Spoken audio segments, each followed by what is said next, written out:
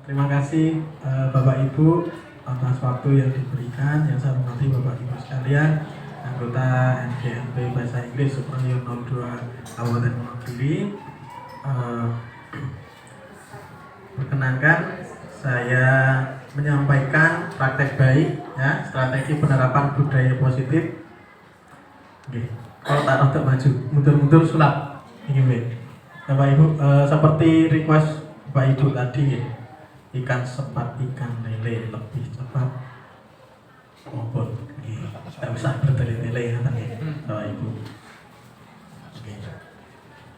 Oke, Bapak Ibu, izinkan saya mengambil dokumentasi Bapak Ibu selama kegiatan nanti berlangsung. Bapak Ibu, pasti Bapak Ibu sudah sering sebenarnya menerapkan budaya positif ini, apalagi sekarang dengan kurikulum merdeka ya Bapak Ibu. Pasti sering sekali budaya positif, kegiatan positif ini harus selalu dilakukan. Nah, ini saya mencoba membuat presentasi menggunakan class point Bapak Ibu. Seandainya nanti ada kendala nanti mohon izin berkenan Bapak Ibu menyumbangkan kuota, nanti kita menggunakan kuisis Bapak Ibu. Nah, ini sepertinya agak error. Seharusnya muncul kalau kelas point, seharusnya ada muncul di sana kode kelasnya, tapi ini tidak muncul Bapak Ibu. Pakai kelas point nih Bapak Ibu. Nah,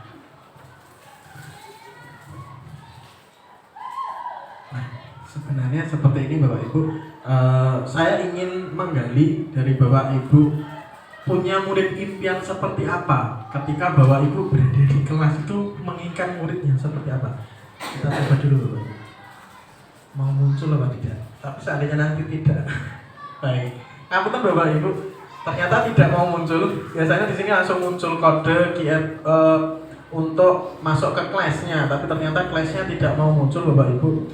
Saya mohon berkenan Bapak Ibu menyumbangkan kuotanya untuk kegiatan hari ini Bapak Ibu. Ya, tidak mau. Kita beralih ke sini.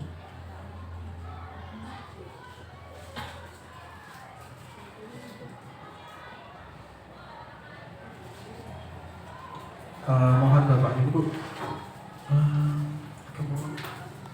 musik now.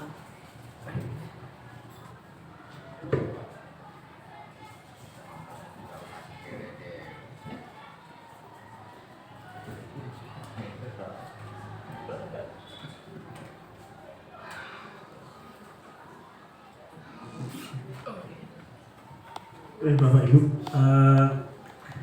saya mohon berkenan, tidak semua tidak Bapak yang berkenan Bapak Ibu. Nanti kita bisa mulai ketika sudah ada yang masuk, satu atau dua boleh. Bahkan kalau semuanya bersedia, terima kasih sekali Bapak Ibu. Nanti ada beberapa pertanyaan yang saya ingin sampaikan melalui presentasi saya ini Bapak Ibu.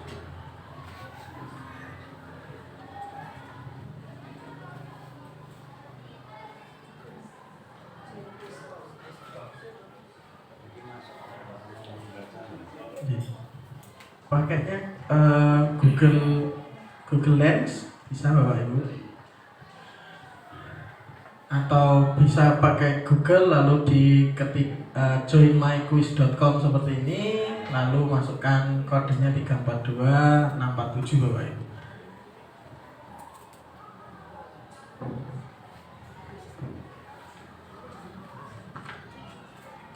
Jadi Bapak Ibu, budaya positif seperti ini sering kali sebenarnya Bapak Ibu sudah melakukan tanpa sadar, sudah mengaplikasikan kepada anak didik, atau kita menyebutnya saat ini murid ya, bukan siswa lagi, tapi kita menyebutnya murid Bapak Ibu. Sudah ada yang masuk Bapak Ibu?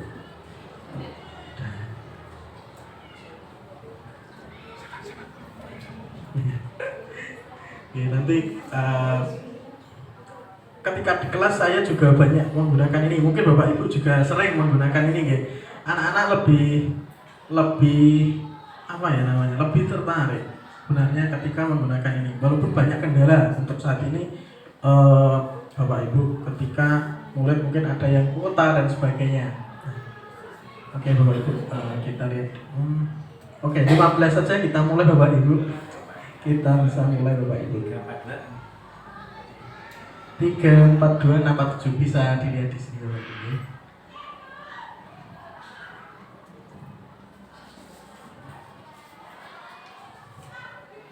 Ya Bapak Ibu, mohon jenengan jawab seperti apa murid di kelas Bapak Ibu yang diinginkan Bapak Ibu. 1 atau 2 kata saja, anak yang murid yang seperti apa Bapak Ibu? Karena kita nanti akan membuat aktif ya, murid yang aktif, aktif dan kreatif, aktif dan tanggap, santun, baik, aktif, antusias, aktif, berkarakter, kritis dan santun, baik, santun, ya, responsif, berkarakter, ya, cerdas dan berkarakter, sopan, antusias, ya. Bapak Ibu, ternyata Bapak Ibu banyak yang menghendaki murid Bapak Ibu di kelas ini mempunyai karakter. Karakter di sini Bapak Ibu ada yang menyebutkan yang santun, yang sopan, ada juga yang aktif, tanggap, Bapak Ibu. Apa ini? Resikan, sampah, resian ya, resian, santun selalu ya, menjaga kebersihan Bapak Ibu. Terima kasih. Kreatif ya, ini nyata Bapak Ibu banyak yang paling besar adalah ketika santunnya Bapak Ibu, berkarakter, antusias, santun, dan aktif. Nah ini kebanyakan untuk yang santun Bapak Ibu. Nanti kita akan menemukan bagaimana mendapatkan murid yang seperti ini Bapak Ibu melalui kegiatan disiplin positif yang akan kita gunakan Bapak Ibu. Baik. Terima kasih Bapak Ibu. Kita simpulkan bahwa kita menginginkan murid yang berkarakter, antusias, dan santun yang paling besar Bapak Ibu. Nah, Bapak Ibu, masih ada beberapa pertanyaan lagi, nanti sampai akhir itu masih ada pertanyaan Bapak Ibu. Nah, kita menginginkan anak yang santun. Nah, kita anak yang disiplin. Nah, hukuman. Nah, ini pertanyaan yang utama. Hukuman ini apakah dapat mendisiplinkan anak Bapak Ibu? Menurut Bapak Ibu bagaimana? Hukuman dapatkah mendisiplinkan anak Bapak Ibu?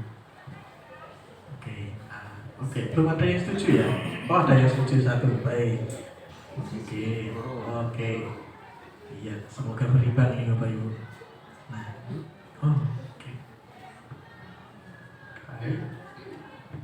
Oke Bapak Ibu, hukuman dapat mendisiplinkan anak. Nah, siap 15. Nah, ternyata sebagian besar tidak setuju dan 6 yang setuju. Nah, nanti akan terjadi di akhir Bapak Ibu, tidak akan saya jawab di saat ini, nanti akan terjadi di akhir dengan kita sendiri nanti Bapak Ibu yang menjawabnya. Lalu pertanyaan yang kedua Bapak Ibu. Nah, pemberian hukuman dengan hal positif seperti membaca, membersihkan halaman sekolah itu dapat meningkatkan disiplin anak. Setuju apa tidak Pak? Pemberian hukuman tadi di awal hanya pemberian hukuman saja. Nah, dari di sini pemberian hukuman dengan hal positif, menyapu, membaca, membersihkan halaman ini, apakah dapat meningkatkan disiplin anak? Setuju. Oke. Tidak setuju juga. Bagus. Terima kasih. Mas, thumbs up.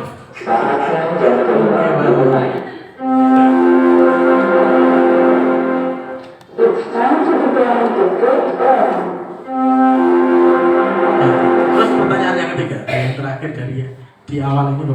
Dengan memberi penghargaan, apakah dapat meningkatkan motivasi belajar anak, Bapak Ibu? Ya. Oke, ada yang setuju. Oke, baik. Oke, baik. Ternyata tambah, Bapak Ibu. 17 peserta, 18 peserta. Oke, baik. Setuju, semua setuju. Memberi penghargaan itu dapat meningkatkan motivasi belajar anak.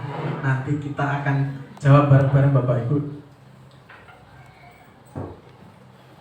Nah, untuk kegiatan hari ini kita akan mempelajari pertama perubahan paradigma belajar, Bapak Ibu.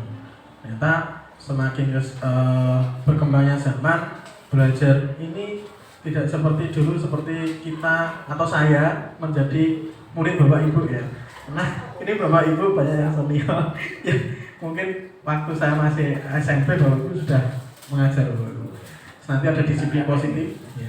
Terus ada yang kebutuhan dasar manusia untuk yang membuat mereka murid-murid ini bisa tidak melaksanakan disiplin positif adalah karena kemungkinan adanya kebutuhan dasar manusia yang belum terpenuhi ke mereka. Lalu motivasi perilaku manusia. Nah, nanti seperti motivasi ini seperti apa, dari mana, nanti motivasi ada dua, itu dari diri pribadi, dari intrinsik dan internal, dan nanti ada yang dari eksternal, seperti itu Bapak Ibu. Nah, nanti setelah memunculkan motivasi dua tadi, kita sebagai guru mungkin di PMM sudah ada Bapak Ibu yang sudah memahami posisi kontrol guru Bapak Ibu. Saya hanya mengingatkan ini ya Bapak Ibu ya. Terus yang keenam, kita setelah mempunyai posisi kontrol guru, kita membuat keyakinan kelas untuk menciptakan murid yang sudah kita idamkan tadi di awal Bapak Ibu. Nah, ketika masih ada keyakinan kelas yang masih mereka belum laksanakan dengan baik, kita bisa mencari fakta, kenapa, penyebabnya apa, ini dengan segitiga restitusi. Seperti itu Bapak Ibu. Nah, coba Bapak Ibu, ketika ini perumpamaan Bapak Ibu, paradigma ini, perubahan paradigma kita sebagai seorang pengajar Bapak Ibu. Nah, ketika kita ada ini diibaratkan ada A dan B ya. Ini sebenarnya kita bersama teman kita ini mempunyai genggaman tangan, yang di dalam genggaman tangan kita ini ada sesuatu yang berharga begitu Bapak Ibu. Nah, teman kita atau kita punya ini yang berharga ini, teman kita mencoba untuk membukanya Bapak Ibu dengan menghadi ya, dengan mencoba memegang tangan kita Bapak Ibu, lalu atau memberikan iming-iming ya, juga mengancam mungkin Bapak Ibu. Nah, mengiming-iming bisa berupa rayuan atau sebuah pemberian suatu barang, menyuap gitu. Pokoknya gimana caranya tangan kita ini bisa terbuka. Tapi menurut Bapak Ibu, ini barang berharga punya Bapak Ibu sekalian ya. Kira-kira Bapak Ibu rela tidak dengan adanya hardika, dengan adanya ancaman, dengan adanya ya pemberian hadiah untuk memberikan apa yang kita genggam ini, kira-kira Bapak Ibu boleh tidak? Boleh. Boleh. Ada yang tidak boleh? Ya, ada yang berarti kalau kita boleh Bapak Ibu, ada yang boleh. Berarti tanpa dengan susah payah, nanti teman kita akan mendapatkan apa yang mereka inginkan. Nah, ada enggak ini yang tidak menginginkan hal yang terbaik di tangan Bapak Ibu ini diberikan atau dimiliki oleh orang lain, boleh nggak? Tidak boleh. Ada yang tidak boleh. Waduh, ternyata boleh atau tidak boleh. Ini tangan kita terbuka atau tidak dibuka, itu ternyata bukan dari bukan dari hardika, bukan dari ancaman, bukan dari bujukan orang lain. Ternyata kita mau membuka ini adalah ternyata dari siapa? Dari diri kita sendiri Bapak Ibu. Nah, jadi nanti disiplin positif sampai ke situ Bapak Ibu, bahwa nanti kita membuat kesadaran murid seperti itu. Karena ya murid kita ini saat ini adalah generasi alpha nih Bapak Ibu ya.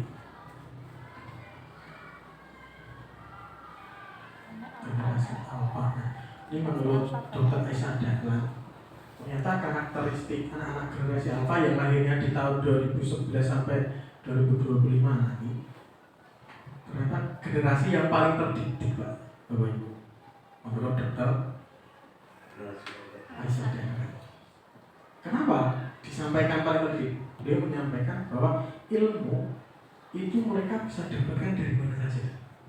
Nah, bahkan dari yang kita anggap hal sepele, YouTube, games itu ternyata bisa berefek besar.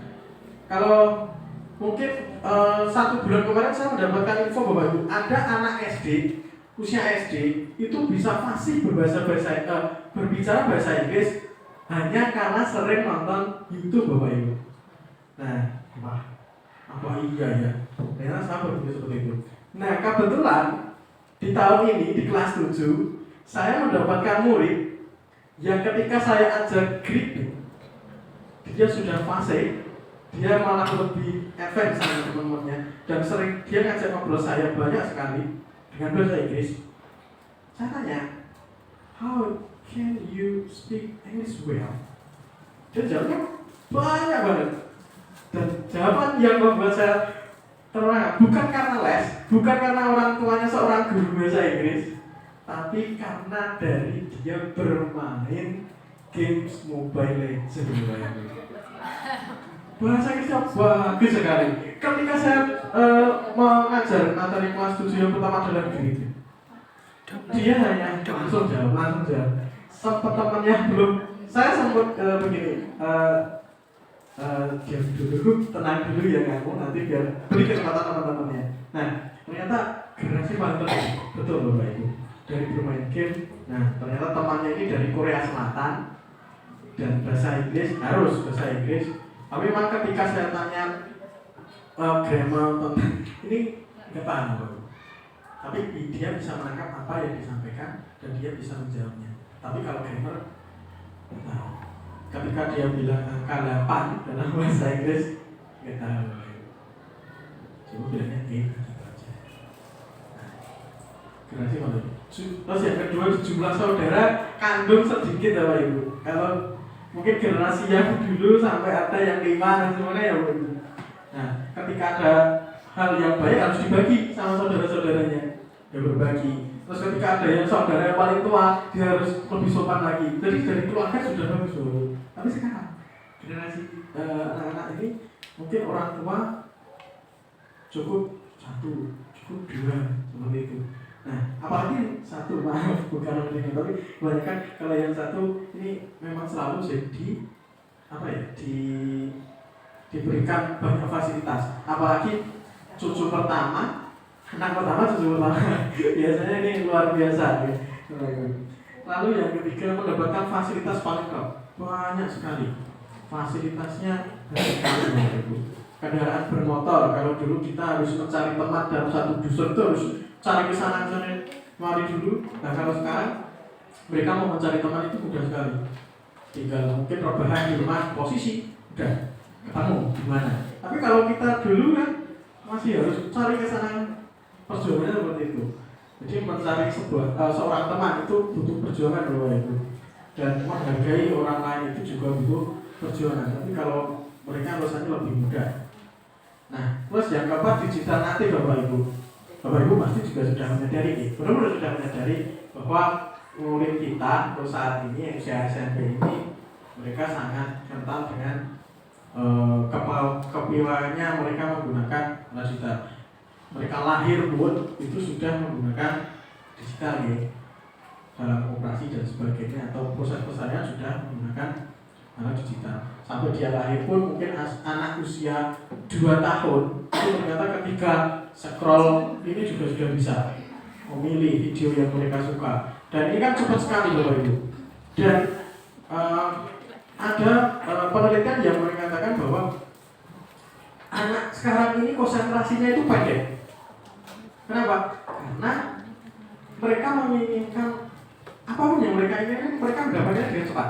Nah, kenapa anak suka dengan gadget? Karena gadget ini seperti memenuhi kebutuhan mereka Bapak Ibu. Apalagi algoritma sosial media saat ini sangat luar biasa. Jangan anak saja, kita mungkin ketika kita scroll TikTok itu kita hanya mengeluarkan usaha yang sangat dikit, jempol nih Bapak Ibu, kita scroll seperti itu. Nah, itu terbuang nanti sudah setengah jam, itu terbuang nanti nggak terasa Bapak Ibu. Ini digital natifnya, generasi alpha seperti itu. Jadi kita dengan generasi saya pun sudah sangat berbeda. Seperti ini Bapak Ibu, perubahan paradigma yang ada, kita menggunakan perubahan adanya stimulus dan teori kontrol. Nah, siapa sesungguhnya yang memiliki kontrol Bapak Ibu? Nah, kita coba menggunakan stimulus respon. Kita mencoba mengubah agar orang ini berpandangan sama dengan kita. Ini stimulusnya. Tapi kadang anak murid kita ini ketika diberikan stimulus itu kadang tidak bisa connect. Ketika anak sedang pernah melakukan kesalahan, mungkin bicara kotor seandainya. Kalau dulu kita, Bapak ngomong apa? Coba tadi diulangi, bilang apa? Mungkin kita dulu malu, takut ya Bapak Ibu. Tapi kalau anak sekarang, malu, dia tiba-tiba itu tenang. Ketika misalnya, dia bisa tenang. Loh, kok misalnya kita mau marah? Ya nggak bisa. Kan tadi Bapak yang bilang, yang nyuruh untuk ngulangi, ya kan? Anak nggak bisa dikasih stimulus untuk saat ini Bapak Ibu. Nah, terus ada ini, orang lain bisa mengontrol saya bisa mengontrol orang lain. Untuk saat ini tidak bisa Bapak Ibu. Untuk kita saat ini agar tidak bisa mengenai kolaborasi dan konsensus menciptakan pilihan-pilihan baru. Ini harus seperti ada kolaborasi Bapak Ibu. Jadi anak-anak ini ketika membuat sebuah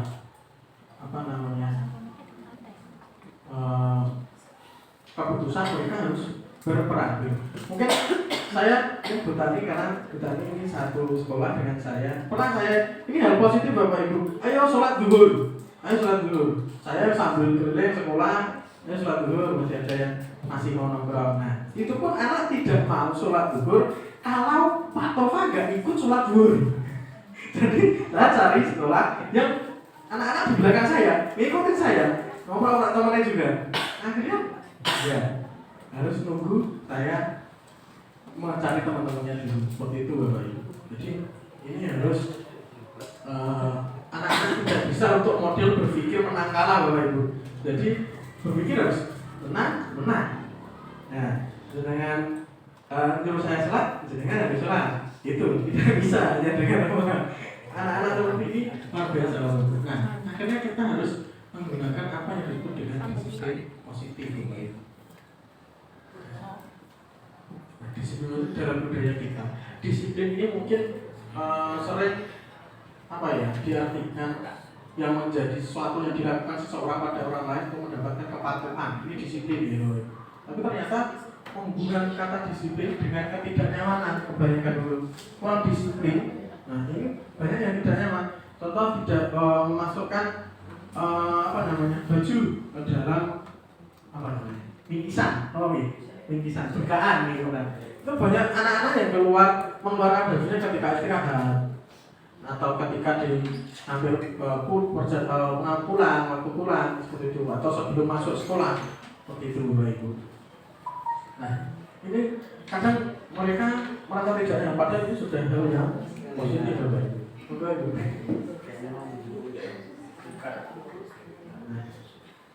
Lalu di sini belajar kontrol diri dengan menggali potensi. Jadi ini nanti Bapak Ibu, kita akan menggali potensi anak-anak ini agar tercapai tujuan yang mulia Bapak Ibu. Jadi tidak ada anak saat ini hanya ketika ada aturan mereka laksanakan. Ketika memakai helm saja, banyak anak-anak itu yang bawa helm tapi tidak dipakai dengan benar, bahkan mungkin dikasih dijebetnya di Meksiko, kadang malah dengan Interpol. Seperti itu anak-anak. Nah, belum bisa memahami makna nilai-nilai yang harusnya dihargai Bapak Ibu. Nah, bagaimana? Nah, ternyata ada 3 cara. Nah, ada hukuman tadi yang sudah kita bahas Bapak Ibu, ada penghargaan juga ternyata. Terus nanti ada cara lain Bapak Ibu. Cara lainnya apa?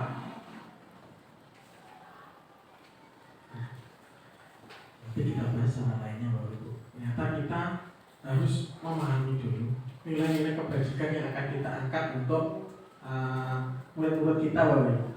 Nilai-nilai kebajikan yang ingin dicapai kalau kita profil pelajar Pancasila ya, adalah ya beriman betapa Tuhan Yang Maha Esa dan berakhlak mulia, di dalam kritis, berkepentingan global, bergotong royong, tetap kreatif, Bapak Ibu. Ini sudah setiap hari kita konsumsi, Bapak Ibu. Nah, ini motivasi. Ternyata motivasi ini tidak hanya dari diri sendiri, Bapak Ibu. Ada juga yang dari eksternal, Bapak Ibu. Contoh seperti ini. Ini untuk menghindari ketidaknyamanan atau hukuman, apa yang akan terjadi apabila saya tidak melakukannya? Pertanyaan seperti itu, Bapak Ibu. Ini akan menjadi sebuah motivasi eksternal. Ketika ada hukuman, nah, untuk saya untuk tidak melakukan suatu hal yang tidak baik itu karena hanya untuk menghindari hukuman. Saya menggunakan mematuhi menggunakan helm hanya untuk agar tidak terkena razia. Itu, Bapak Ibu. Nah, ini yang eksternal. Ada juga lagi untuk mendapatkan imbalan, Bapak Ibu. Ternyata penghargaan ini masih masuk motivasi eksternal, Bapak Ibu. Nah, apa yang saya dapatkan apabila saya melakukannya? Nah, dan saya murid-murid harus belajar, murid-murid harus mengerjakan soal dengan baik dan benar ya. Nah, tapi anak-anak pun lah bingung loh, Pak. Nah, dulu kita diiming-imingi dengan nilai. Sekarang nilai mungkin ini Bapak Ibu merasakan ya hal yang sama yang tidak usah saya utarakan, Bapak Ibu ya. Ternyata nilai seperti itu. Mirip sekali. Lalu, nah ini ya motivasi yang akan kita tuju adalah motivasi internal, tujuan disiplin positif, Bapak Ibu. Jadi saya akan menjadi orang yang seperti apa bila saya melakukannya, Bapak Ibu. Contoh dari membuang sampah atau belajar tadi ya, Bapak Ibu. Tidak hanya untuk mendapatkan nilai, tapi untuk mendapatkan pengetahuan sebagai modal kehidupan selanjutnya. Itu yang saya tekankan untuk murid-murid. Tapi ya kembali lagi bahwa dia mau membuka pikirannya, membuka kesediaannya itu karena dirinya sendiri. Nah, yang kita cari memang seperti itu, Bapak Ibu, yang akan kita buat. Nah, seperti ini, Bapak Ibu. Didukung oleh penghargaan. Ini saya baru dapatkan ini ilmunya juga, Bapak Ibu. Ternyata penghargaan ini bisa menghukum, Bapak Ibu. Nah, disampaikan oleh Alfikon bahwa penghargaan berlaku sama dengan hukuman. Dalam arti meminta atau membujuk seseorang melakukan sesuatu untuk memenuhi suatu tujuan tertentu dari orang yang meminta atau membujuk. Nah, dorongannya eksternal dan akan ada faktor ketergantungan. Beberapa dampak dari pemberian penghargaan. Nah, seperti ini, penghargaan menghukum. Ini ada yang mengatakan bahwa penghargaan menghukum. Contoh bahwa kita tidak boleh untuk sistem ranking untuk saat ini. Ternyata ranking ini kan sebuah penghargaan ya, Bapak Ibu. Ternyata ini bisa menjadi penghukum bagi mereka yang tidak ranking, Bapak Ibu. Menjadi mengecilkan hati mereka yang tidak ranking atau rankingnya bawah, Bapak Ibu. Makanya ada pernyataan seperti ini. Penghargaan mengurangi ketepatan. Penghargaan tidak efektif dan penghargaan merusak hubungan. Nanti kita ini ya, Bapak Ibu, untuk ketepatan sama tidak efektif. Ada anak atau sebuah penelitian bahwa orang yang bekerja di bidang seni, karena belajar ini termasuk juga sebuah seni, Bapak Ibu. Belajar ini karena belajar ini tidak bisa dengan satu cara, tapi belajar ini mempunyai banyak cara berdasarkan mereka diri kita sendiri, Bapak Ibu. Bapak Ibu, ini dikatakan bahwa orang yang dibayar untuk melakukan sebuah seni itu hasilnya akan lebih kurang bagus daripada yang tidak dibayar, tapi dengan kerelaannya, Bapak Ibu. Orang yang nari karena ingin bisa nari, ingin menampilkan yang terbaik, sama orang yang ingin nari karena nanti dibayar 50.000 atau berapapun, nanti hasilnya akan maksimal berbeda ketika dia hanya ingin memenuhi kebahagiaan hatinya. Menurut penelitian seperti itu. Tapi saya sendiri juga video, kebetulan saya juga seni di fotografi. Ketika saya dibayar untuk foto itu rasanya hanya sebagai penggugur kewajiban. Tapi kalau kita sudah sampai bahagia, senang melakukan fotografi, itu juga akan berbeda. Begitu juga dengan seorang guru, Bapak Ibu. Ini juga seni loh Bapak Ibu ya. Ketika Bapak Ibu orientasinya bukan untuk kesenangan, kebahagiaan hati Bapak Ibu ya, mungkin hasilnya akan beda loh Bapak Ibu. Kalau Bapak Ibu sudah bahagia, bertemu anak bahagia. Kebetulan saya rumahnya jauh dari sekolah 37 km. Di rumah banyak masalah, betul banget. Sampai pernah juga berangkat sekolah itu hatinya dongkol. Tapi ketika masuk kelas, ketemu anak yang wah teman, itu hati ini bahagia Bapak Ibu. Nah, ini mungkin Bapak Ibu harus menemukan lagi kalau mungkin ada ini. Tapi ada juga yang awalnya itu bahagia masuk kelas A, nanti masuk kelas C beda lagi. Nah, ini memang harus menggunakan seperti ini, penghargaan diri Bapak Ibu ya. Nah, ini seperti yang saya tadi, penghargaan mematikan kreativitas. Terus penghargaan mengurangi motivasi intrinsik atau motivasi internal tadi Bapak Ibu. Ada anak saking ternyata salah ketika anak saya itu mendapatkan sebuah penghargaan atau sebuah achievement, itu sebuah mungkin dia dapat nilai 100 Bapak Ibu waktu itu. Saking senangnya kita, dia mendapatkan nilai 100 itu karena dia ingin belajar, karena dia senang dengan pelajarannya. Nah, tapi saking senangnya saya, buat nilai 100, ya udah Kak, ayo roket chicken. Nah, ternyata ini malah mengurangi motivasi dia. Wah, ketika dia dapat 100 lagi, dan kita nggak berikan dia apa yang seperti yang kita sampaikan tadi, ternyata malah mengurangi motivasi dia. Pernah seperti itu. Nah, kenapa? Kamu kok gak nilainya kemarin bagus? Kemarin dapat 100 gak diberi nilai lagi. Padahal awalnya kita gak menjadikan anak tidak minta ya, kita suka. Tapi karena mungkin ini ternyata salah, penghargaan ini bisa mengurangi motivasi intrinsik seperti itu Bapak Ibu. Nah, ini Bapak Ibu, nanti kita akan bermain lagi setelah ini ya Bapak Ibu. Masih enggak? Ini ada permainan lagi, mengkategorikan nanti masuknya hukuman atau konsekuensi. Nah, di sini ada perbedaan hukuman dengan konsekuensi Bapak Ibu. Sesuatu yang menyakitkan harus terjadi ini adalah yang disebut dengan hukuman. Jadi tidak ada hubungannya dengan kegiatan yang terjadi, kesalahan yang terjadi. Nah, ini konsekuensinya harus sesuatu yang terjadi. Terus membuat anak sakit fisik maupun hati ketika hukuman Bapak Ibu. Tapi kalau konsekuensi membuat anak merasa tidak nyaman dalam jangka waktu pendek pada waktu itu saja. Terus anak membenci akhirnya membenci sebuah kedisiplinan karena tidak ada hubungannya dengan hukuman. Terus konsekuensi anak menghargai disiplin. Terus kalau hukuman itu memang harus di sebuah paksaan. Tapi kalau konsekuensi ini ada stimulus, ada tanggapan, ada kontribusi dari murid atau yang anak yang telah melakukan sebuah seperti itu. Terus nah nanti hukuman ini bisa memberikan marah, rasa bersalah, dipermalukan juga dan merasa tak dihargai. Tapi kalau konsekuensi ini mungkin kehilangan hak, memang dibuat tidak nyaman ataupun dihasilkan tapi untuk sementara. Saya mau Bapak Ibu silakan nasihat.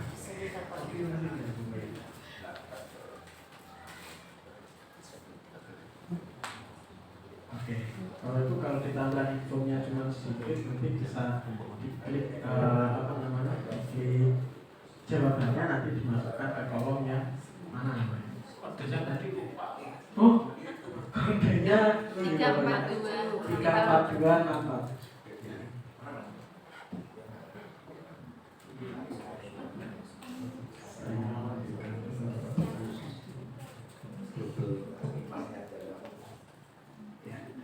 Maksudnya ke situ. Tadi sudah kemarin ya Bapak Ibu. Nah, ini anak-anak ketika saya berikan materi sama-sama, soalnya sama, tapi caranya berbeda, itu ternyata anak-anak lebih antusias Bapak Ibu. Dan mereka setelah tidak langsung mereka belajar membaca, Nah, juga mengerja.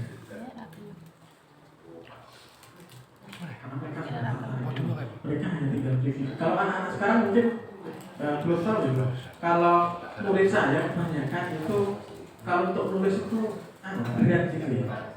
Kalau modal hukuman dan konsekuensi tadi gimana? bagaimana, Pak? Kita itu menyampaikan pada anak konsekuensi dengan hukuman tadi kayak kok sulit. Nah, nanti kita akan sampai situ ya Pak. Itu baru ada perbedaannya ya. Nah, nanti untuk membedakannya, untuk mengklasifikasikannya nanti seperti apa, ini belum ada yang masuk ini. Belum ada yang masuk ini.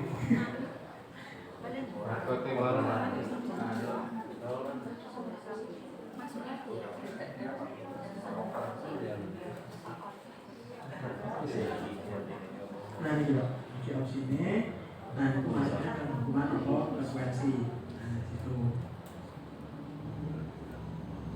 Nah ini dimasukkan ke diklik atas atau bawah.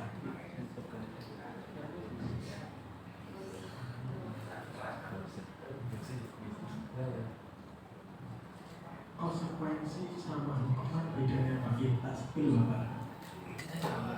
Kalau hukuman itu tidak ada hubungannya dengan kesalahan yang telah dilakukan oleh murid Bapak. Tapi kalau konsekuensi itu ada. Contoh, seandainya kita memecahkan, mungkin murid memecahkan, atau kita memecahkan gelas. Hukumannya apa?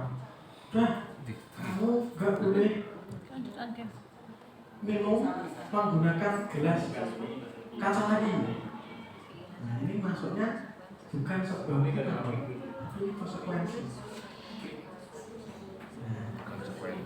Nah, karena ada hubungannya dengan gelas kaca dengan gelas plastik. Kalau udah, karena kamu pecahin gelas ini tadi, kamu gak dapat uang jajan. Nah, ini sebuah hukuman Bapak.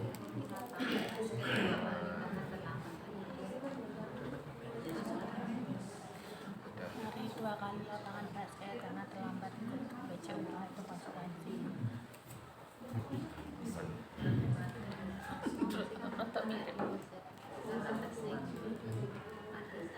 Nanti ada yang mirip Bapak Ibu, sama-sama disuruh lari, berlari, itu ternyata beda. Nah, satu, karena terlambat masuk kelas, akhirnya anak itu disuruh untuk berlari atau squat jump. Ini termasuk sebuah hukuman. Tapi kalau sedang pelajaran olahraga dan dia telat, padahal ini kegiatannya bola basket, dan anak ini disuruh untuk lari 2 kali atau 3 kali putaran lapangan, ini sebuah konsekuensi. Karena apa? Sebelum teman-temannya yang tadi melakukan kegiatan bola basket ini sudah melakukan pemanasan. Nah, anak yang baru hadir tadi disuruh lari, ini sebuah konsekuensinya. Sama-sama kegiatannya sama, berlari, tapi ternyata beda maksudnya hukuman atau konsekuensi. Nah, anak yang tidak mengerjakan PR, kalau mungkin Bapak Ibu ini masih memberikan PR buat Bapak Ibu? Masih, sama. Tapi sama, masih ada PR. Tapi ternyata PR ini menghilangkan kemerdekaan anak katanya Bapak Ibu. Ngumpul merdeka, malah dole, malah PR, bude, kepada semua bude seperti itu. Oke, Bapak Ibu, untuk ini kita akhiri sampai setengah menit lagi Bapak Ibu. 15 detik lagi ya. Karena ini sudah hampir maghrib, jadi Oke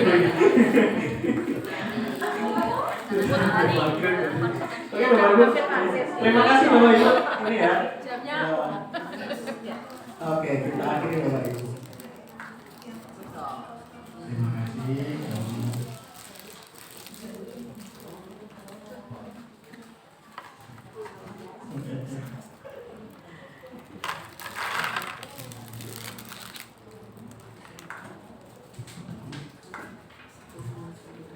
Seperti ini. Membersihkan tumpahan air. Yang tadi tumpahan air di meja tulis karena tersenggol pada saat belajar. Ini maksudnya konsekuensi atau hukuman Bapak? Konsekuensi ya. Lalu mencatat 100 kali dalam buku kalimat. Hukuman nih Bapak, karena terlambat, gak ada hubungannya sama sekali.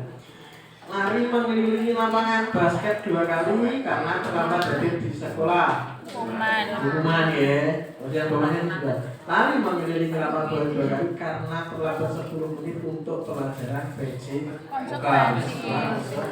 Sama-sama lari tapi beda ya. Murid disuruh untuk tidak mengenakan sepatu seharian di sekolah karena tidak mengenakan sepatu hitam seharusnya. Hukuman. Apakah hukuman atau konsekuensi? Hukuman. Bisa juga konsekuensi loh, Pak. Ya. Tapi kunci jawabannya adalah hukuman.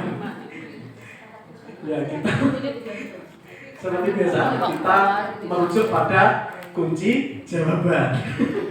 Padahal kita punya jawaban berbeda ya Pak ya. Ini sebuah konsekuensi. Ada juga yang menganggap adalah sebuah apa? Hukuman. Tapi sekali lagi kita merujuk pada kunci jawaban. Iya. Sebenarnya kita kan beda. Kemudian diminta untuk push up 15 kali karena tidak menggunakan masker sekolah. Ini sebuah hukuman ya Pak. Menggantikan kertas tugas teman yang telah dicoret-coret. Konsekuensi. Terima kasih Bapak Ibu. Nah, ternyata ada identitas gagal, ada identitas sukses. Identitas gagal ini ketika kita memberikan sebuah nama. Dan identitas sukses ini ketika kita sudah membuat mereka disiplin. Itu kalau disiplin itu ada konsekuensi dan restitusi. Ini cara yang ketiga yang tadi dengan cara lain. Ini adalah restitusi. Hukuman, konsekuensi ini masih sangat mengikat ya. Tapi kan berbeda. Konsekuensi akan sangat berbeda dengan restitusi. Seperti yang sudah saya contohkan tadi Bapak Ibu bahwa kalau konsekuensi sesuatu harus terjadi. Restitusi merupakan sebuah pilihan Bapak Ibu. Anak, murid ini kita berikan sebuah pilihan. Lalu menguatkan untuk murid atau anak dalam jangka waktu yang panjang nanti Bapak Ibu. Dia akan diingat sekarang. Terus korban, kalau hukuman korban mendapatkan keadilan. Terus disiplin korban bisa diabaikan. Kalau konsekuensinya berarti fokus pada pelakunya saja, tapi tidak tidak berefek kepada korbannya. Korban mendapatkan ganti kalau restitusi seperti ini. Hukuman ini contoh tadi ada teman kertas tugas teman yang dicoret-coret. Kalau hukuman ya udah jadi koma, kamu tuh harus sekojam atau berdiri di depan kelas seperti itu. Angkat 1 kaki, ini sebuah hukuman ya. Korban wah sudah lega hatinya, tapi tidak menyelesaikan sebuah masalah yang terjadi. Nah, contoh konsekuensi tadi korban bisa diabaikan, konsekuensinya kamu harus solusi. Tapi si pelaku tadi dan korban juga beda. Tapi kalau restitusi ini korban ini mendapatkan ganti, permintaan maaf dan juga mendapatkan ganti. Contoh yang sudah dilakukan. Nah, peraturan kalau hukuman ini peraturannya apa? Kamu harus apa? Kalau yang konsekuensi ini ada sebuah peraturan. Kamu tahu peraturannya apa? Peraturannya mampu tidak? Nah, kamu melakukannya, dan kita bisa menyampaikan terima kasih. Tapi kalau yang restitusi di sini, apa yang kamu yakini dari sebuah peraturan itu? Nah, seandainya membuang sampah itu, kalau peraturannya harus membuang sampah, peraturannya harus membuang sampah, berarti anak harus melakukan tanpa tahu kenapa harus membuang sampah. Tapi kalau konsekuensi, apa peraturannya? Peraturannya ini sudah dilakukan, mampu tidak? Mampu Pak, tapi apa buang tempat sampah. Tapi kalau restitusi nanti kita ini, kamu yakin sampah itu dibiarkan di situ? Tidak Pak. Terus sebenarnya gimana? Buat sampah. Kenapa? Membuat atau memperindah tampilan atau tidak merusak tampilan taman, misalnya seperti itu. Sebenarnya ada banyak lagi. Kalau itu hanya untuk sampah Bapak Ibu. Nah, murid atau anak membenci peraturan akhirnya. Kalau untuk hukuman Bapak. Kalau untuk yang konsekuensi, murid anak menghormati peraturannya, menghormati, tapi tentu juga langsung melaksanakan peraturan yang ada. Tapi kalau restitusi ini, murid sudah menghormati dirinya sendiri, melihat sebuah tadi sampah di sebuah taman itu merusak pemandangan taman, akhirnya dia sampah di tempat sampah.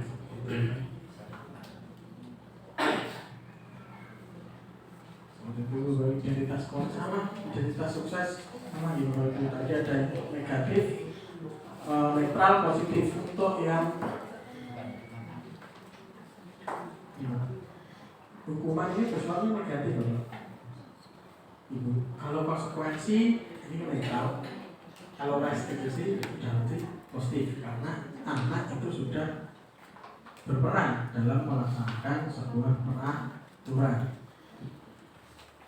Nah, di sini ada apa itu?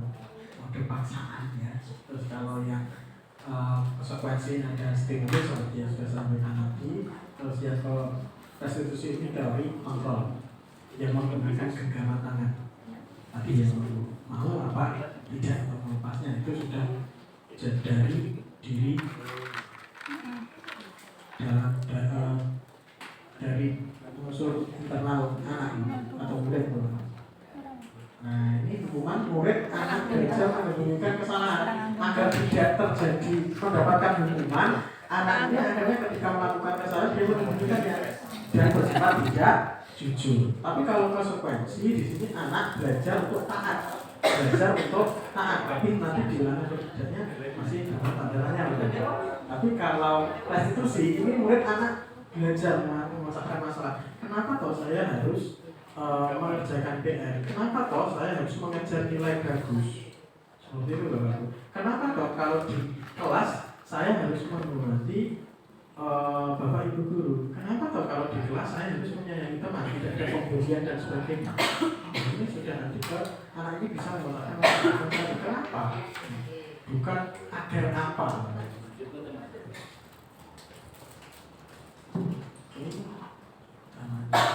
Setelah kita memahami itu Bapak Ibu, kita bisa membuat sebuah keyakinan kelas. Mungkin Bapak Ibu di sini sudah di awal semester kemarin kita membuat kesepakatan kelas ya Bapak Ibu? Belum? Oke. Segera dibuat Bapak. Agar anak ketika melakukan sebuah kesalahan atau kurang enak untuk kita sama warga kelas ini, biar ada acuan, ada pegangan Bapak Ibu untuk mengingatkan kembali apa yang dia langgar, apa yang tidak dia pedomani, seperti itu Bapak Ibu. Karena kemarin saya membuat sebuah kesepakatan juga, kalau di kelas saya boleh minum anak-anak. Karena di awal itu mungkin di SD atau ketika di kelas ya harus memperhatikan, harus mengerjakan apa yang disampaikan, sampai minum pun nggak boleh. Padahal saya bahasa Inggris jam terakhir sudah setelah kegiatan jam olahraga, bayangin Bang. Kalau nggak boleh minum, mereka dapat semua pakai buku, ya tidak efektif Bang. Jadi santai, tapi yang penting tidak makan. Kalau di kelas saya sampaikan seperti itu.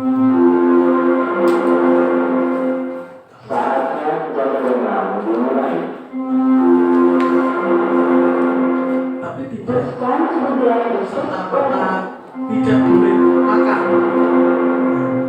Kenapa? Kira-kira kenapa? Saya beri pertanyaan. Kira-kira kenapa Pak Tova ini tidak memperbolehkan kalian makan di kelas, bahkan permen karet atau permen Kopiko atau jenisnya? Kenapa? Pak, nanti takutnya tersedak.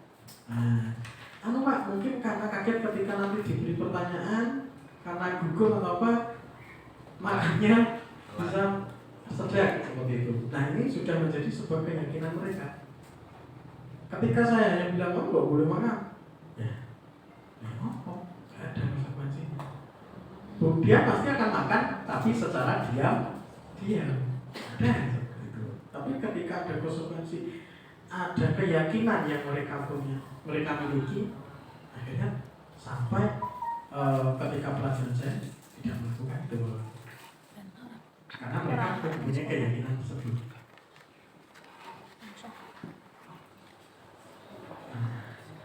Tadi mengapa tidak peraturan saja? Mengapa harus keyakinan kelas, Bapak Ibu? Ya. Sudah saya sepil tadi ya Bapak Ibu tentang makan di kelas saya. Nah, ini mengapa kita perlu peraturan harus menggunakan helm tadi ya, mengendarai di kendaraan roda 2. Kalau hanya peraturan saja ya mereka mungkin peraturannya hanya gini. Tapi kalau keyakinan sudah masuk ke mereka, oh ketika helm ini diciptakan untuk melindungi area vital ketika kita berkendara sepeda motor. Nah, keyakinan itu. Mengapa perlu membuang sampah ke tempat sampah? Nah, jadi bukan hanya perkara membuang sampahnya, entah itu sampahnya siapa, bukan hanya sampah sendiri.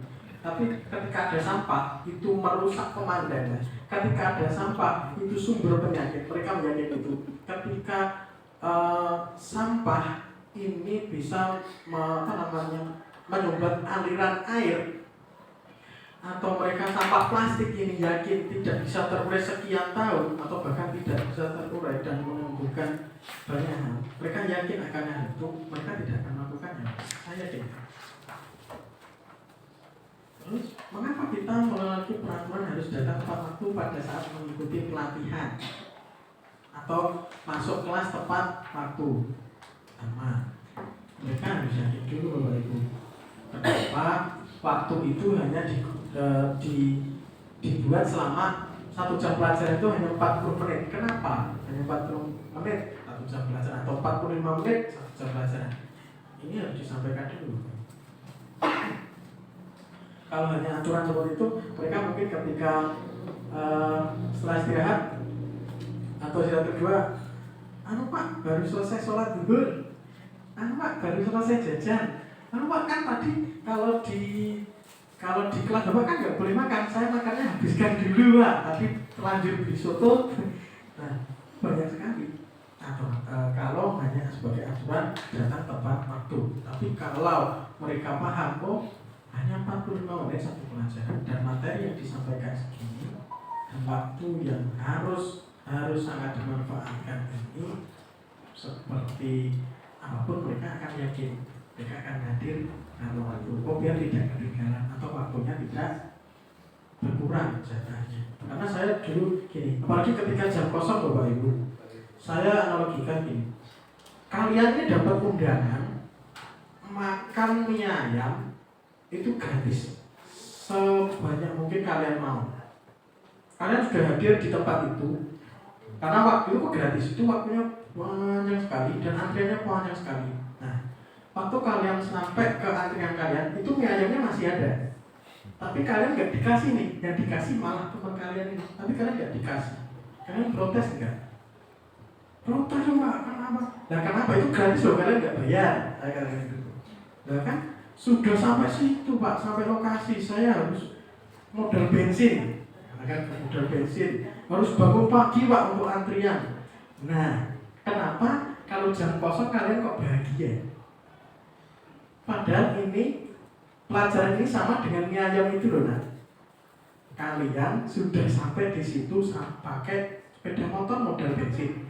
Kalian bangun subuh atau bangun pagi untuk mandi padahal ini dingin banget, itu sebuah effort, sebuah usaha juga loh. Nah, kok kalian nggak menyesal ketika sampai di kelas gak dapat pelajaran, kok malah bahagia. Nah, berpikir, enggak ya Pak, seperti itu. Dan alhamdulillah ketika jam saya dan saya belum masih ada di ruang guru, padahal masih 2 menit itu berlangsung karena kemarin saya aplikasikan teori itu analogi itu untuk anak kelas 9 karena anak kelas 7 itu belum dapat Pak ternyata. Kelas 9 itu alhamdulillah sampai lulus itu selalu mencari saya, Pak nanti jamnya jam sekian, Pak ini sebentar lagi masuk begitu. Alhamdulillah seperti itu. Jadi gara-gara mie ayam tadi ya dapat mie ayam katanya. Atau mie ayam ini bisa dianalogikan dengan coklat Bapak Ibu yang mungkin sedang tren pada waktu mungkin Valentine atau apa ya, bisa dianalogikan seperti itu. Nah ini memang harus pada waktu ini harus banyak anak ini harus dibuat diajak komunikasi loh, agar dia muncul keyakinannya. Kalau yang disampaikan aturan-aturan pasti akan menyembunyikan kesalahan mereka agar tidak terbentur aturan. Nah, untuk mendukung motivasi intrinsik internal tadi, kembali ke nilai keyakinan yang lebih menggerakkan seseorang dibandingkan mengikuti serangkaian peraturan.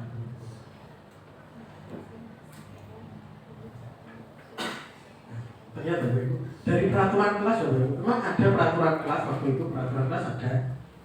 Setelah itu kita yakin peraturan ini kenapa dibuat.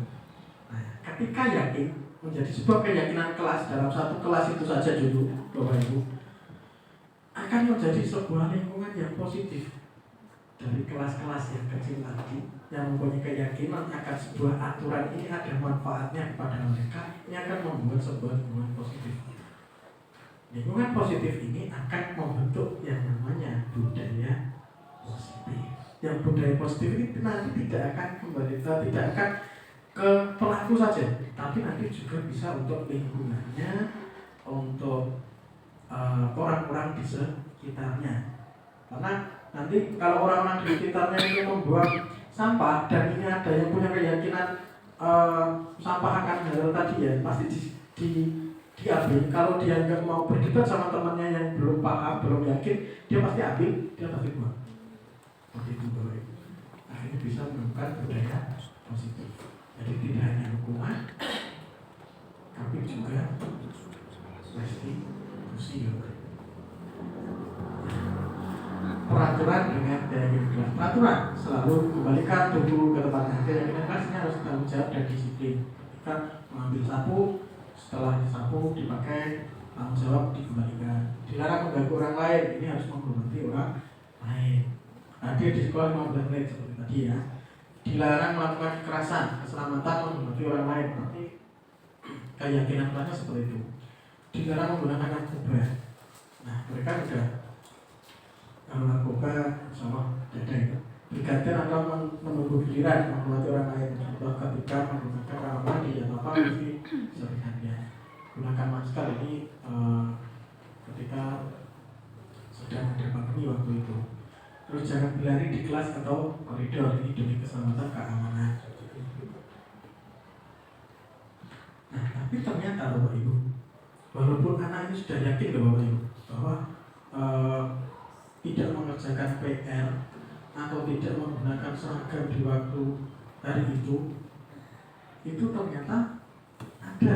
Sudah yakin, sebenarnya sudah yakin bahwa itu hal yang harus dilakukan itu untuk datang tepat waktu. Tapi ternyata ada kebutuhan dasar dari mereka yang belum terpenuhi. Contoh, tidak boleh mengupas,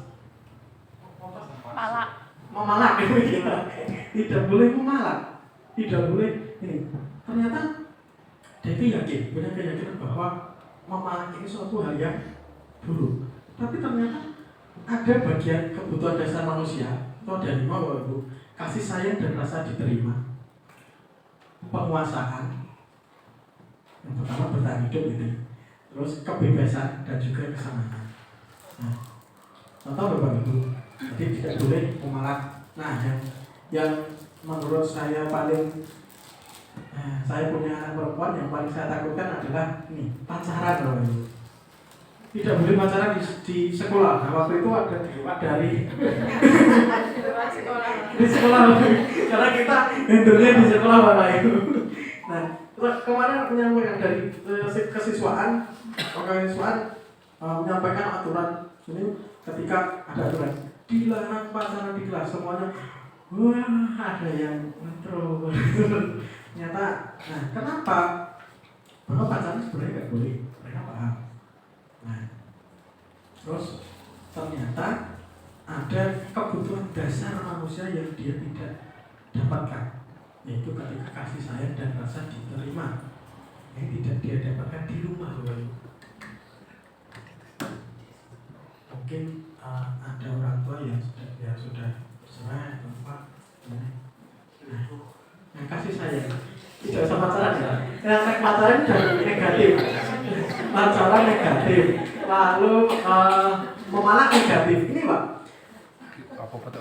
yang sedang viral kemarin, anak usia SMP itu banyak yang boleh tidak bisa.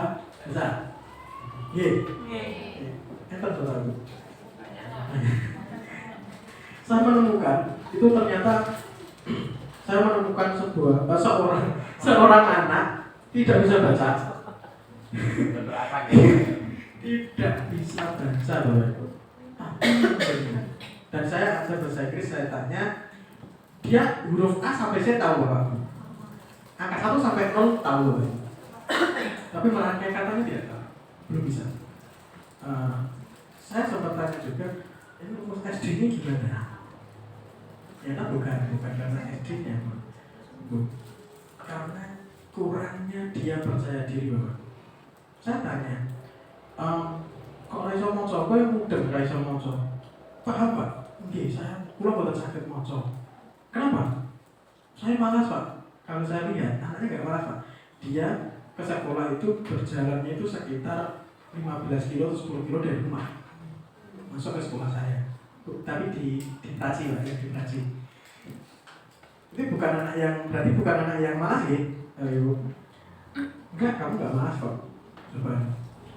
Nah, ternyata ya udah kan rumah ini, ayo kau ngajari bapak ibu bapak ibu itu kok bisa Pak. Tapi saya dari mana? Sejak kelas 2 SD. Ya bisa. Ya wes. Nek ngono kon marai bahe ning omah. Mbah kula iku mboten saged maca. Aduh. Nah, tapi ternyata Bapak Ibu, ternyata itu bukan sebuah apa ya? Anak yang tidak mengerjakan PR, anak yang tidak mendapatkan nilai bagus itu bukan karena dia tidak punya keyakinan ya, tapi karena ada kebutuhan dasar manusia yang hilang. Apa tadi? 3 hal tadi ada di kasih sayang dan rasa diterima. Nah, ini Bapak Ibu ya, kebutuhan dasar manusia yang mungkin mereka sudah yakin, tapi ternyata ada kebutuhan yang tidak dia dapatkan. Nah, kalau seperti ini, saya mencoba saya mencoba menjadi sebuah posisi kontrol seorang guru ini ada memang mungkin di PM ada di Bapak Ibu ya, di PM ada di orang baru. Nah, posisi kontrol ternyata ada 5 sebagai penghukum, pembuat rasa bersalah, teman, pemantau dan manajer. Sekilas saja sebagai penghukum bahwa ya udah seperti tadi. Contoh guru berkata kalau kamu tidak melakukannya awas ya. Nah seperti itu atau kamu akan merasakan akibatnya. Terus pembuat rasa bersalah, ayolah kamu kan seharusnya kamu sudah tahu ibu lelah sekali ya mengatakannya, ibu stres katanya atau gimana atau ya Pak Bapak sudah tertekan gini masuk ya orang lebih kelas itu atau telat terus masuk kelasnya seperti itu. Ini sebuah membuat rasa bersalah. Sama teman, ayo masuk begitu. Tapi memang kalau sebagai seorang teman ini mungkin apa ya? Kita seorang guru ini apa namanya? Kurang gitu ya Bapak Ibu. Anak-anak terlalu santai kalau kita. Terus sebagai pemantau. Nah, sebagai pemantau ini nyatakan apa aturannya, agak aku namun sebagai manajer, sebagai manajer kita nanti sebagai manajer ini kita mengulas kembali apa yang kita yakini. Tadi sudah yakin tapi ternyata ada keadaan seperti itu. Apa yang bisa kita kerjakan akhirnya seperti itu. Apa gitu Pak Ibu? Ini sudah jam berapa? 11.10. 20. Baik. Gak maghrib. Nah, akhirnya kita ke restitusi Bapak Ibu ketika mereka sudah punya keyakinan, akhirnya keyakinan ini mereka tidak bisa penuhi dengan mungkin adanya salah satu atau beberapa kebutuhan dasar manusia ini tidak terpenuhi, akhirnya kita harus menggunakan restitusi Bapak Ibu. Proses menciptakan kondisi murid untuk kembali pada mereka dengan karakter yang lebih kuat. Restitusi ini akan bukan untuk menebus kesalahan Bapak Ibu ya. Terus restitusi ini sebuah tawaran bukan pasangan, tapi fokus pada solusi dan mengembalikan murid yang bersalah kepada kelompoknya. Nah, yang kita pahami bahwasanya ada segitiga restitusi Bapak Ibu. Nah, dasar kita ada menstabilkan identitas dulu. Nah, seperti kita bisa bilang, kalau setiap anak melakukan sebuah kesalahan atau tadi yang tidak biasa baca itu tadi anak, ya, akhirnya dia paham, oh iya saya paham rasanya tidak baca. Tapi ternyata rasanya apa? Terus kebutuhannya apa? Terus nilai-nilai yang disepakati apa? Nah, contoh di sini untuk menstabilkan identitas. Nanti kita sebagai guru bisa berkata berbuat salah itu hal yang manusiawi. Iya manusiawi, tapi nanti ada tidak lanjutnya ya Bapak. Terus kemarin gini Bapak Ibu, ada sebuah seminar nasional di mana ya saya lupa, tapi ada perkataan diri dari keynote-nya, dari keynote speakernya gini. Anak-anak ini ketika bermain game jangan langsung diminta HP-nya kalau untuk berhenti, jangan langsung disaut, jangan dibentak. Tidak boleh. Ada yang bertanya, lalu bagaimana Bu? Anak harus biarkan dulu sampai selesai bermain game. Dari kurangnya sejam jam ya. Jawabannya seperti itu. Iya, jawabannya begitu. Kenapa? Karena bermain game, Mobile Legends atau apapun itu, dia itu punya keterkaitan dengan pemain yang lain. Ketika dia tiba-tiba menghilang dari arena, dia akan dimusuhi teman-temannya di game terkutik itu. Dan dia akan sangat bersalah. Bersalahnya itu akan lebih bersalah daripada bersalah ke orang tuanya. Nah, dan anak yang bermain game itu ketika dia fokus, entah siapapun ketika fokus melakukan sesuatu dan tiba-tiba diambil begitu saja, pasti emosi Bapak Ibu. Caranya bagaimana? Jawabannya ini dari ahli anak bilang begitu. Biarkan sampai selesai dulu anak-anak ini menyelesaikan gamenya. Seperti itu jawabannya. Kita mungkin pakai 1-2 kali saja, biasanya udah, gitu ya. Misi salah wong tua nih Pak. Salah itu lihat. Ya, alhamdulillah anak saya umur ini kelas 5, ini alhamdulillah tidak mau beli handphone dulu, punya keyakinan pinjam milik Naya. betul. Ya, betul Pak. Pinjam sama ayah. Apalagi anak saya usia TK ini nggak mau punya HP kayak kakaknya yang anaknya nggak pulang. Nah itu setiap main handphone tak kasih waktu. Dan nanti yang panjang menunjuk angka 10 ya. Awalnya dia belum tahu angka 1 sampai 12 nggak paham. Angka 10 itu sih mana ya? Tuh loh, angka 1 itu yang berdiri tegak kayak pensil, terus yang bundar ada bundar kayak ayam itu. Nah, jadi itu angka 10. Nah, akhirnya angka 1 sampai 10 ini dia apa loh? Dan ketika sudah menuju angka 10, otomatis dia langsung letakkan handphonenya. Ayo, angka berapa? Keyakinan dulu ternyata. Oh iya. Yang kesalahan saya salah satu kesalahan saya tadi itu dapat nilai 100 saking senangnya malah Tadi salah ternyata Bapak Ibu. Nah, itu ya Bapak Ibu untuk menstabilkan kita harus paham bahwa berdosa itu adalah yang manusiawi, tidak ada manusia yang sempurna. Apakah kamu bersikap baik pada dirimu sendiri kalau bermain handphone dari sekian ke sekian? Mungkin bisa ditanya itu soalnya yang suka game. Terus ya, tinggal 2 slide lagi Bapak Ibu. Kari dulu, terima kasih. Ya, seperti ini validasi kebutuhan Bapak Ibu. Nah, apakah kamu bisa melakukan dengan lebih baik besok lagi? Mungkin tadi anak saya, ini langsung contoh praktek baik. Anak saya itu ketika sudah melebihi mungkin 10, harusnya 10 sampai tengah-tengah 10. Nah ini udah, oh iya ya, ya ini nanti gak jualan lagi. Sudah ada kata-kata seperti itu Bapak Ibu. Nah, terus yang slide terakhir adalah tentang menanyakan keyakinan bagi kembali lagi keyakinan Bapak Ibu. Kelas yang ideal seperti apa sih? Seperti tadi yang saya sampaikan pertanyaan, ketika Bapak Ibu menginginkan murid yang mempunyai karakter yang serupa, mempunyai karakter yang kreatif tadi Bapak Ibu, kesian tadi juga nih.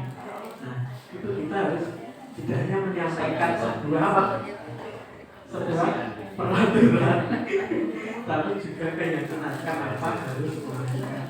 Dan anak-anak harus substansi, punya andil dalam menyampaikan aturan yang sudah disepakati. Bapak Ibu, terima kasih. Dan sesi tanya jawab gitu, karena waktunya sudah banyak sekali. Mungkin nanti yang ditanya ini tidak tahu daripada yang bertanya nanti mungkin dari saya, bukan mungkin dari saya cukupkan sekian. Terima kasih Bapak Ibu untuk kegiatan yang sudah kita lakukan pagi hari ini. Semoga ini menjadi sebuah keyakinan kita ya Bapak Ibu, bahwa berkumpul dengan satu rumpun mata pelajaran ini bisa menghidupkan lagi semangat kita, bertemu lagi dengan anak-anak kita, murid kita di kelas dengan bahagia. Akhir kata, wassalamualaikum warahmatullahi wabarakatuh.